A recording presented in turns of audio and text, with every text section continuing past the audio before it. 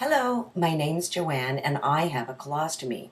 My colostomy actually was created in June of 2011 and it was a life-saving emergency surgery. So I woke up from surgery with a colostomy having very little idea of what a colostomy really is. I knew some people had urinary or bowel diversions and they required a bag, but really that was the extent of it. So there was a real learning curve ahead of me.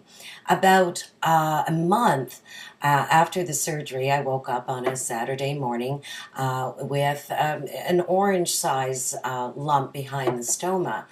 It didn't feel any different, but of course that was a bit concerning. On the Sunday morning, I woke up and it had grown to a grapefruit size swelling, and that's when I got very nervous, very frightened. Of course, it was a weekend, so you can't really reach anybody on weekends. But I did call the surgeon, and the surgeon was not there, was away for holidays, and so the recording suggested that I go to emergency if I thought it was an emergency. Well, I really didn't know whether it was an emergency or not. So then I called my general practitioner, that doctor, and of course no one was there, but there was a recording if I felt something was an emergency to go to the emergency.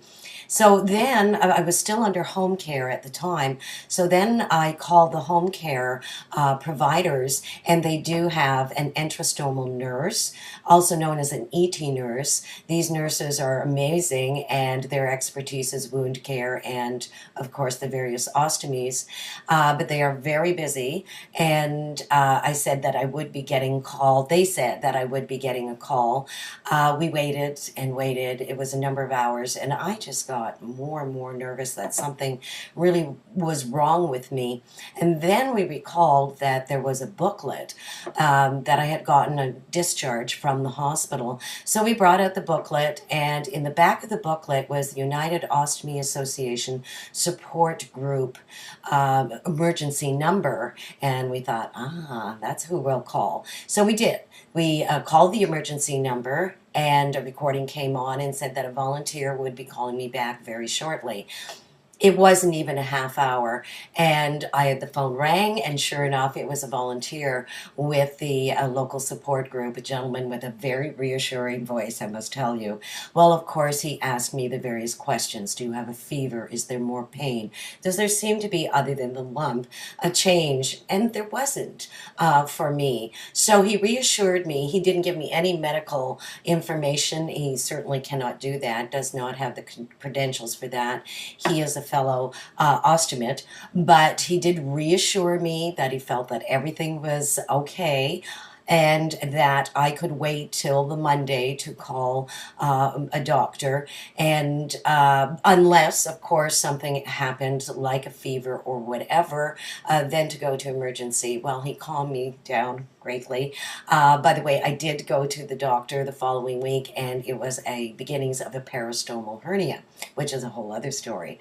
But through that experience, I so appreciated the call back almost, like I say, less than a half hour, almost immediately. I did go visit local support group with my husband, actually, and we have become members, and I've really appreciated every meeting.